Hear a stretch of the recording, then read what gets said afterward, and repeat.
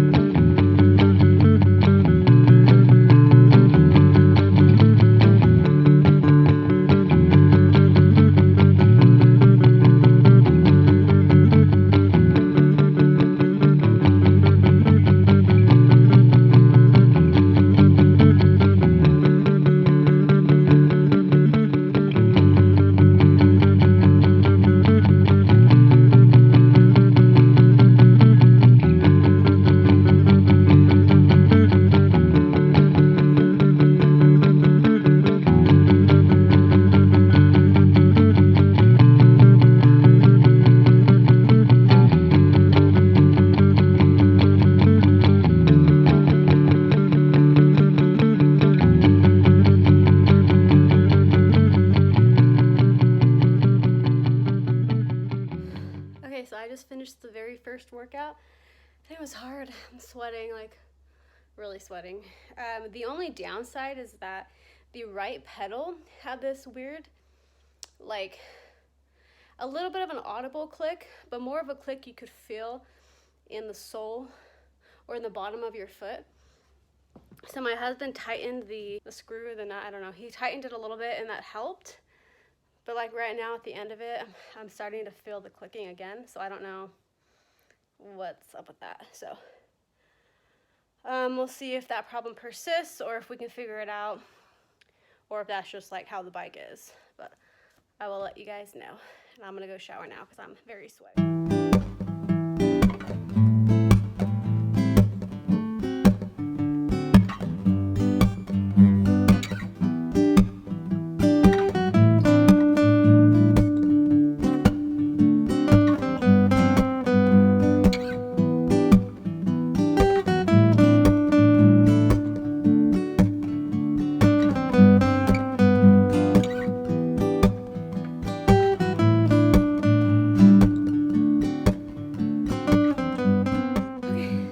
Finished workout 2, and this one was a lot harder. I didn't do the Peloton app. I just picked like 4 songs on my phone, and when the chorus would hit, I would just get up out of my saddle and pedal at a high resistance. So I did that for each chorus and bridge on each song, and I'm very tired. That was a really good workout. I still feel the clicking on the right pedal when I stand up in the saddle or get out of the saddle, whatever they call it. I still feel the clicking, so I don't know. I'm gonna see if my husband can fix it right now, but I'm not sure if that's normal. I don't think so because the left one doesn't have any issues. Okay, bye.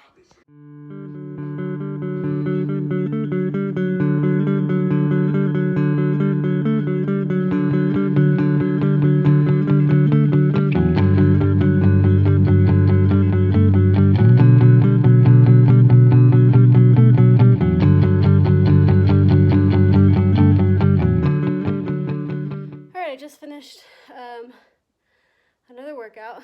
This time I did the workout on YouTube, and honestly I kind of like YouTube better than the Peloton app but I've only done both once, so I should probably try the Peloton app again. I just felt like the YouTube one was just a little more like fun.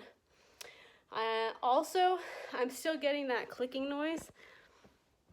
We've tried loosening, we've tried tightening the pedal, and it'll be okay. And then the more I start pedaling while standing up, and the more I start pedaling at a higher resistance, that's when the sound comes. So I'm gonna try and get it on video so you can hear what I'm talking about.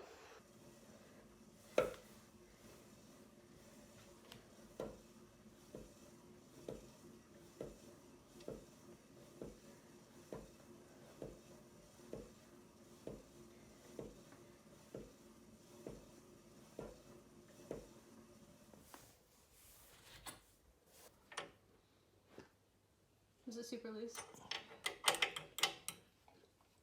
Yeah, it's pretty loose. All right, everyone, I just finished my last workout for the week. It is now Sunday. And today I did the Peloton app because you get 1 month for free, so I thought I might as well do it.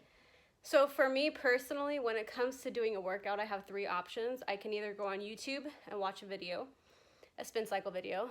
I can do the Peloton app, or I can just get my phone, play a couple songs, and follow the beat, which I actually kind of like that. Hold on. I need to sit down. I'm tired. Okay, I'm sitting down now. Yeah, so out of those 3 options for working out, they all kind of have their pros and cons. For example, the Peloton app, I don't know what cadence I'm on because this bike doesn't measure cadence. I'd have to get like an additional cadence monitor, and I don't have that, and I don't really want to buy one because I'm not like an avid cycler or anything. So with the Peloton app, when they say make sure at a cadence of this, I have no clue what she's talking about, and I have no way to measure it. So I'm just kind of guessing based off of like her speed of riding her own bike. The Peloton app though is nice because it has a wide variety of styles as far as like what kind of workout you want to do, whether you want to do 90s pop or hip hop or whatever. And with my cell phone, if I just go off like whatever songs I pick for that session, I don't really have anybody that like is holding me accountable or that's trying to encourage me during the workout. So that's one of the downsides to working out just to my own music. And then the last option is to do YouTube, which there are a lot of great instructors on YouTube. I've done a couple this week. The only downside is that you'll be in the middle of a workout and then an ad will play. And if you don't have your remote next to you, you can't skip the ad, and some of the ads are really long. So that's the downside to YouTube. But let's say you were really on a budget, which is why you bought this bike in the first place. You don't need the Peloton app after the first month of it being free. So I would say if you're really on a budget, just do YouTube and your phone for songs. So after riding this bike for 1 week, I really like the bike. It's smooth, it's quiet. There aren't really any major problems except the clicking. Even today, which is the last day I was testing out this bike, it's still clicking a tiny bit. So for me personally, I think that my problem is the tightening bolt on the pedal. My husband has tightened it multiple times and it just kind of seems to be coming loose like every ride. I don't know if that's normal or if we just got like a bad bolt. So that's kind of problematic, but it's not enough for me to like return the bike, and it's not enough for me to just stop riding. So, I mean, if it gets worse, then yeah, I'll have to contact customer service, but it has a year warranty. So I'm just gonna kind of keep riding it to see if it gets worse. And I have done some research online where people do say that I guess the right pedal does have like a clicking problem, not just in the Joroto X2, but in like good bikes too, or more expensive bikes. One thing that I forgot to touch on that I thought was kind of weird is that the handlebar, like I said, it not only adjusts up and down vertically, but it also adjusts horizontally so that it can come closer to your body so you don't have to like extend so much. The only thing is that the little knob they put on there, you can't it's in the way if you actually wanted to bring it as close as possible. And I'll show you a clip of what I mean. So like the design of that is not very smart. So I'm thinking I'm just gonna take something sharp and cut off the edge of the little like lever and see if that'll work, because I would like to bring the handlebars in as close as possible. All right, so here is what I was talking about. This little knob right here, if I loosen it up and then try to push this forward, this knob gets in the way of here, so you can't tighten it. So they really needed to design this knob to be like an inch shorter, so that when I tighten it, it doesn't keep hitting this, because this is honestly as close as I can bring it. Let's see what else.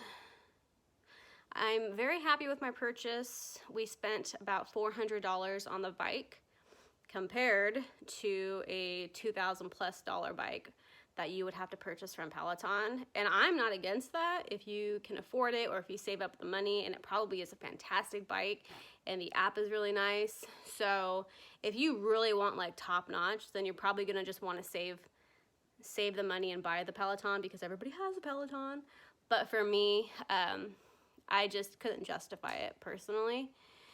Later on, if I were to sell this bike and get it, I might do that, but for now, this bike is fine. And one of the biggest reasons why I bought this bike was because it did fit somebody my height, which is 5 feet tall. So there were other bikes where like the minimum recommended height was 5'1". So that's why I didn't purchase the other bike that I was looking at, which was on Amazon. That's why I purchased this bike instead. But yeah, so I'm glad that I bought this bike. Hopefully if you're thinking of buying a spin bike, maybe this kind of like gave you some information to compare to see if the bike is gonna be something that you're gonna like, if it's compatible with your height. Yeah, that's about it. So thanks for watching.